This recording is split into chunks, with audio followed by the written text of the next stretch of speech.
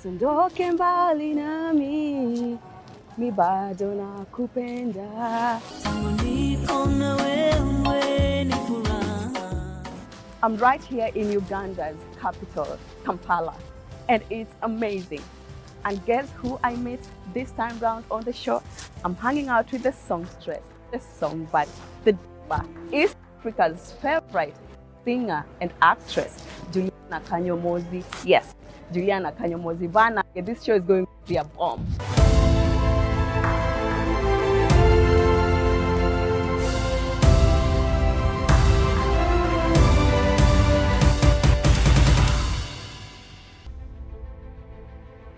Our team has been in communication with her, and when she confirmed her availability, despite her crazy schedule, we quickly boarded the next available flight and off we left. Our plane touches down at Entebbe International Airport in Uganda at exactly 9:05 a.m. But I wish I had the pleasure of flying with you again in the near future. We are welcomed by the heat and breeze of this lakeside town.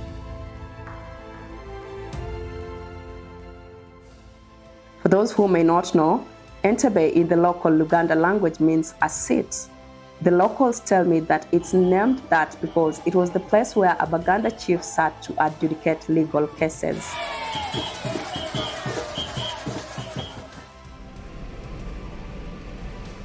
For once, I had forgotten that I still had about 44 kilometers to get to the capital, Kampala. That's enough time for a small talk with our well-traveled cab driver. When you reach New York, the first time I went to the US, I discovered that everybody was running. Yeah. And I was not running. I was 9 times slower than the guys. 9 times. 9 times slower than the guys. Even the way they speak, they are very fast. Yeah. Everything about them is very fast. Time is money. Now when you come to Kenya, they are chasing that pace. Yeah. They are chasing that pace. They are very fast. They work diligently. They really work. Their bars are never full. Yeah. Oh yes, because they don't have the money. Their bars are never full. They don't have party time. Not that they don't have money. Yeah. Because their money is stronger than Ugandan money. Thank God for the expressway. It takes only 45 minutes to Kampala, unlike before.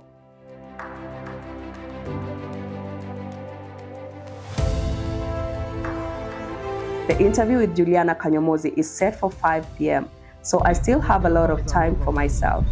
I choose to go shopping in the streets. You see there, those shops are here. You would be able to get those things.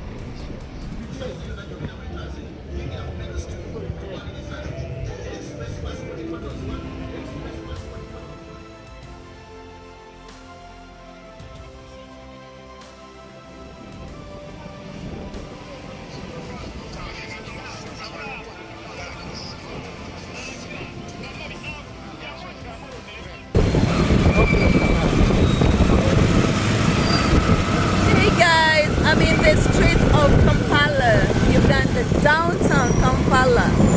So much fun. We are on the border.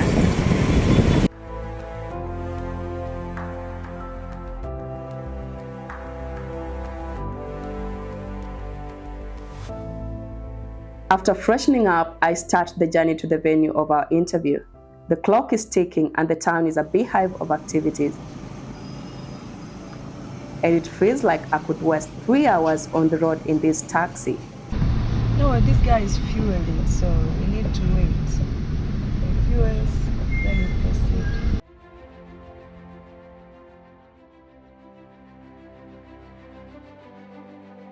Guess what? I opt for a border ride again. And honestly, I'm having a lot of fun, but deep inside, worried about the risks these motorists subject themselves to every day.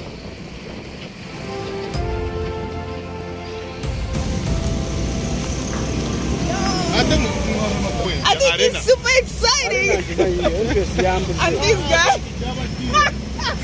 Say something. Say something. Let's enjoy money. Let's enjoy money. Hey. So let us go to the hotel. We finally make it in time, but damn, quite memorable. Today, Juliana Kanyamozi makes it to Globe Traktion in this exclusive interview with Persil Telewa in Kampala, Uganda. I like the look. People know you, yeah, but for formality's sake, just introduce yourself. My name is Juliana Kanyamozi. Some people call me Judge Juliana, especially in Kenya. But my full name is Juliana Kanyamozi. My stage name is Juliana. I'm Ugandan. Grew up in Uganda. I'm a musician, actress sometimes. I mean, I do a lot of things, but yeah, mostly people know me for being a singer. What about your parents? How did they receive this whole singing, idea? Because you recorded your first album at 20. Yeah, first song at 20. Your first song. My mom was very protective. My dad was very supportive. Yeah. So were you a daddy's girl? At the opposite end. Oh yes, I was daddy's look at girl. you. I was daddy's favorite. Mom was being mom. Mothers, we tend to be very protective of our children, more than the fathers. Not that they don't love their kids, but mothers are more because of the the connection. So my mom was like, no, you can't be going out there. Oh my God. And then daddy, on the other hand, was like, no, man, this is good. And this is what she loves. She has the voice. Let her go. I was lucky that I had my brother, Is like, it the elder or the younger? Older brother. Oh. So he was sort of like my protection, I would go with him if I had to perform somewhere. And so my dad felt that, no, she's safe. I mean, she's got Eddie with her at all times. And he'd always tell me, once you're done performing, you come back straight at home. I'm like, yes. So that's how it started. You'll tell me about Eddie later on. Yeah. But I'm interested so much to know how you grew up, where you went to school to. Your English is amazing. Where did you go to school to? Yeah. I changed secondary school a few times, but for the most part, the secondary school that shaped me was called Namasagali College. I went there in senior 2, I believe, because I'd been in senior 2 in a previous school, so I repeated it in that school. And then I was there for the rest of my high school. I thought you perhaps went to, Britain or somewhere out of the country. Yeah, No. yeah. But that is a compliment. Thank you. It could be the people I was exposed to, my friends. I mean, I had a lot of friends who spoke good English, but even the school we were in, Namasagali, he was British. First of all, he is British. He's not there anymore. So spoken English was important to him. And talking about home, you remind me that you're still a new mom. Yes. Yeah. Tell me about Taj and your baby. You know his name? Oh. Yeah. Taj is fine. He's growing very fast. Yeah. He's a lovely, lovely boy. Time flies, really does. I had him right in the middle of COVID baby. Oh my God, it was How was what that an experience. How was that experience? It was COVID found me in Canada. Canada is your third home. Yes. Yes. You could say. Yeah. And so, I had Taj there. And then we were stuck there for a year. Yeah, it was quite challenging because, I mean, the whole world had locked down. We didn't know what was coming next. My hospital visits, I still remember walking into the hospital and it looked like a ghost house. Yeah. Because, I mean, there were no people. It was dead, apart from just the doctors. Because, during COVID, if you remember, there were people who were still allowed to go to hospitals, especially if it was they were calling something them that couldn't wait. There's a name they called them. There's a name they were calling them. But I remember me being pregnant, I had to keep going. And it was so scary. There were no patients in the hospital. even some of the doctors wouldn't come. You would only go if you had a patient to treat. To treat, yeah, You it's know? an emergency sort of, yeah. But it was quite an experience. I think it taught me how strong I can be in a situation like that, Yeah. where you don't know what's next. I mean, it's never happened to the world, so we're all, I'm sure, We're all learning. Yeah, you're like, what happens next? Does the world lock down forever? So did you get pregnant when you're still here? Yes. Or it caught you in Canada? No. I was, I'd actually just arrived when COVID started spreading. 2-3 weeks in, COVID started making news. COVID started spreading. Yeah, I was about 5 months pregnant, 4 or 5 months. You know, there's something about women, Juliana. Besides you being a singer and a celebrity, you know, there's something about women. Yeah. Sometimes you have to plan how many babies you want in your head at some point. Yeah. So was Taj a plan for you? Taj was, yes. Taj was a baby I wanted to have. And so, yes. Why did you want to have that? I wanted to be a mother again. Yeah, for those who know my story, I wanted to be a mother again. I wanted to be a mother again so bad.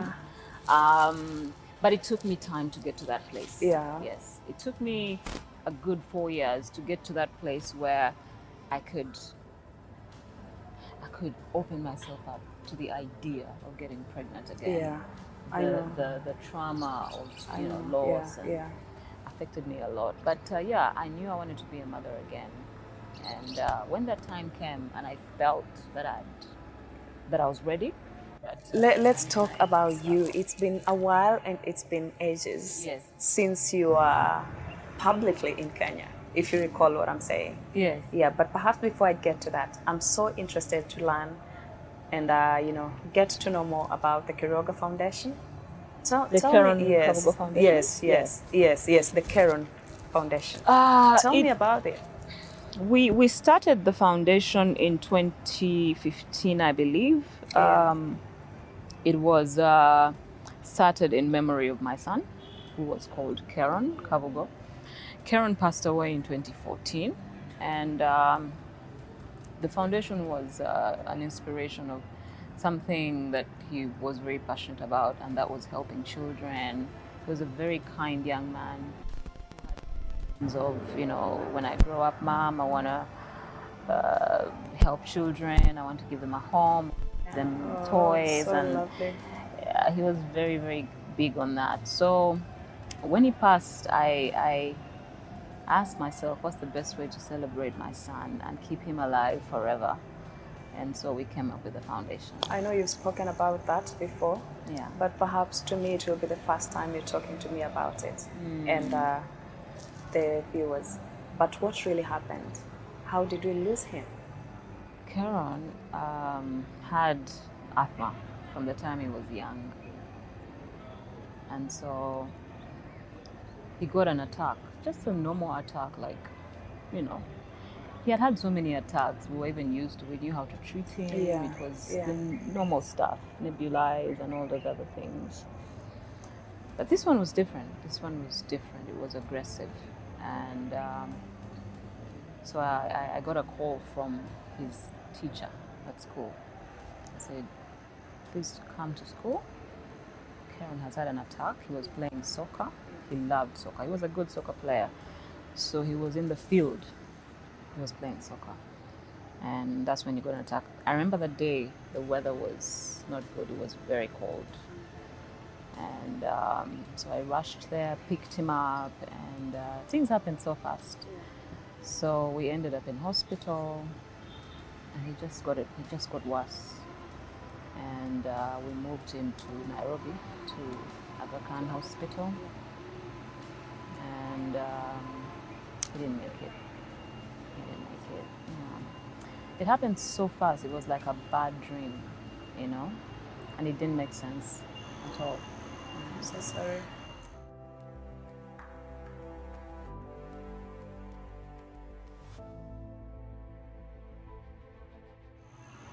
That was a little silence for him. Thank you. The one thing I learned during that time is that nobody can understand your pain unless they've been through it. Like, they cannot get it. So someone will make a comment, and while it's very insensitive, it's also innocent in some way because they have They no don't idea know. what they're even saying. I experienced that a lot. It was also interesting to see that people move on very fast. I would sit in my house and I'd look at everyone out there, and the world has moved on. Yeah. Everyone has moved on. Yeah. And I haven't. That was tough. It's like, how is it that everyone has moved on? Yeah, so that was interesting because people kept asking me, when are you coming back on stage? And I'm like, can't they see? Don't they get They it? can't see you. You know? But they don't. They couldn't understand because they don't know what I was going through. So that's a challenge when you're going through loss and you're a public figure. You have to separate yourself from that life and first take care of you. And I made that decision. It was tough. And I said, you know what? I'll get back when I'm ready, no matter what. Aren't you surprised people still, have so much memories? They love you. And I saw you perform. You are barefoot. Girl, you're a diva. Tell me about it. No, We're expecting to see you in heels, I don't take it for granted. Yeah. Man. My fans have been with me all these years.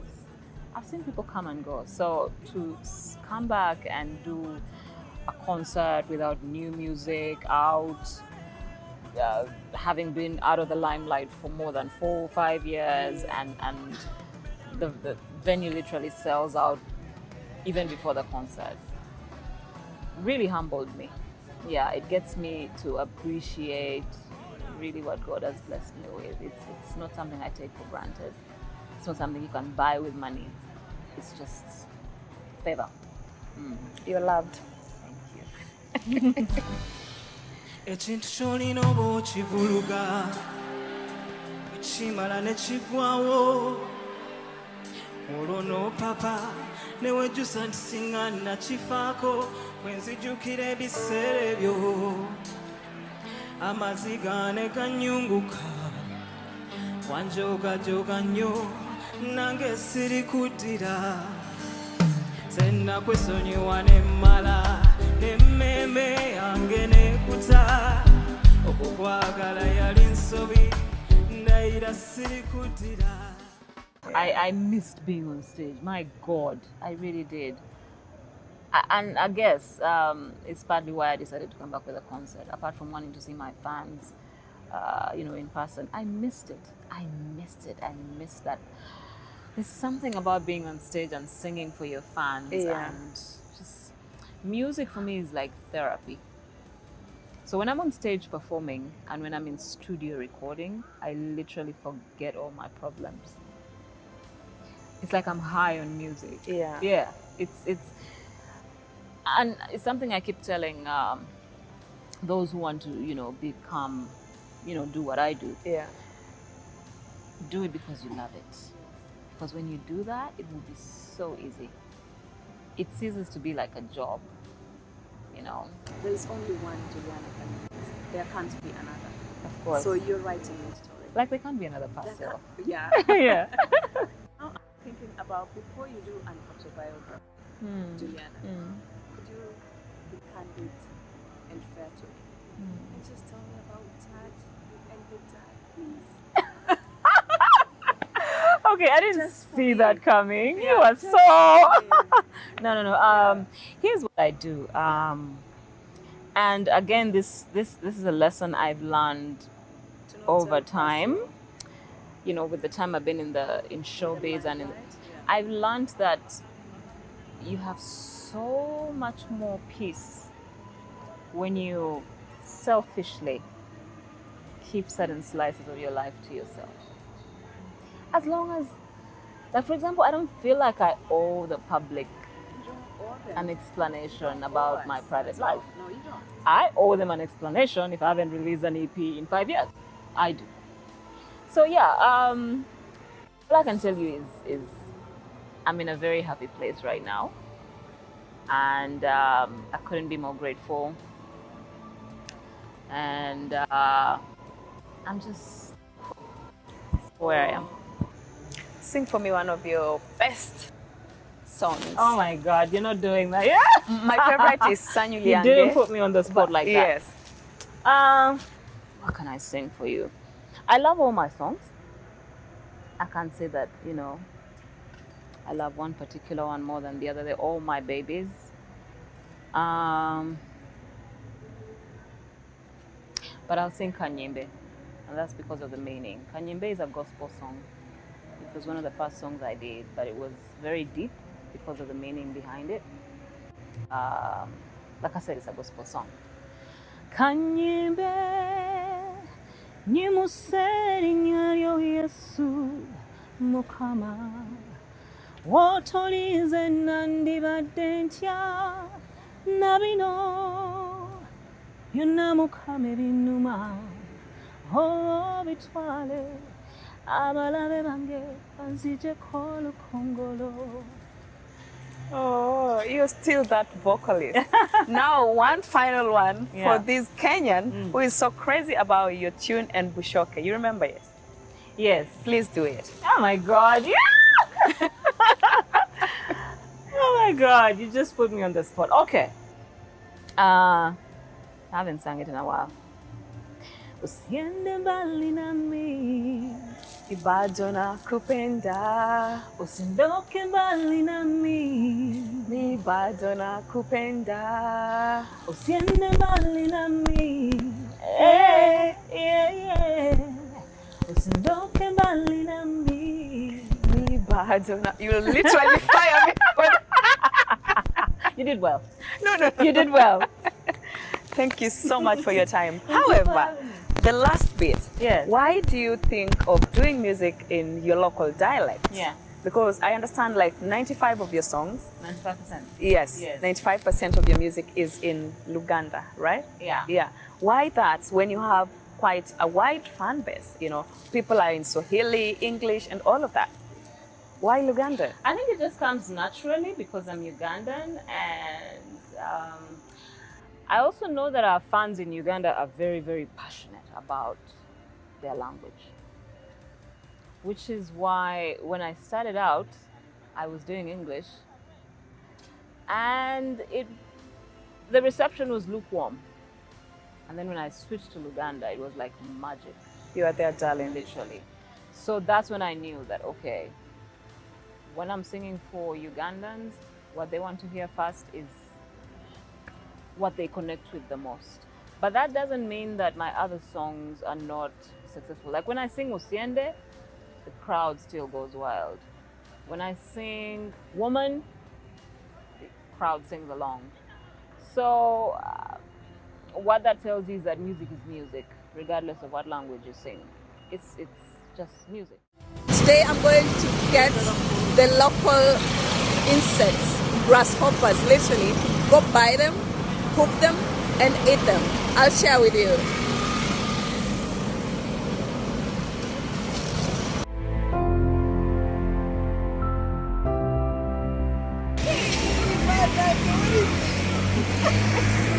And this is grasshopper. You know, it's still walking. There is no way I could have left Uganda before experiencing one of their delicacies, nsenene. Nsenene are edible grasshoppers which are either boiled or deep fried and ready to eat, usually sold to commuters. Very nice, and you don't need oil. It is inclusive. Yes, onion and salt. Yes. Yeah. For breakfast. You can eat it with the posho. Yeah, you can eat it with posho, you can eat it with rice, you can eat it with risotto. That is enough. Manange, don't fill the cup. Uganda, you will see. She will tell you, right? Yeah.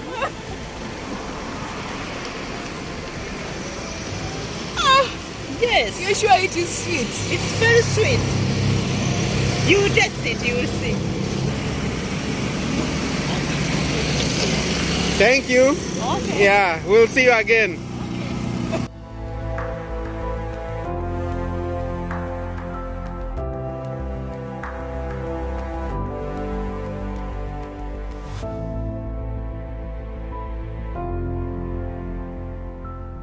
We leave Kampala after a few days of great experience and learning. Which country and city would you like us to come to next? Let us know. So make sure you join us again next Saturday at 8:30 p.m. Kenyan time only on KTN News as I bring you more and more amazing stories from across the globe. If you have a story you'd like to share with the world, as I usually say, please write to us through globetraktion@standardmedia.co.ke or DM us on our social media platforms at globetraktion or at KTN News KE. And tap that follow button to me on my social media handles at Persil Telewa on Facebook, Twitter, Instagram, YouTube, and TikTok for more of behind the scenes. See you again soon as I'll be in a different city and country.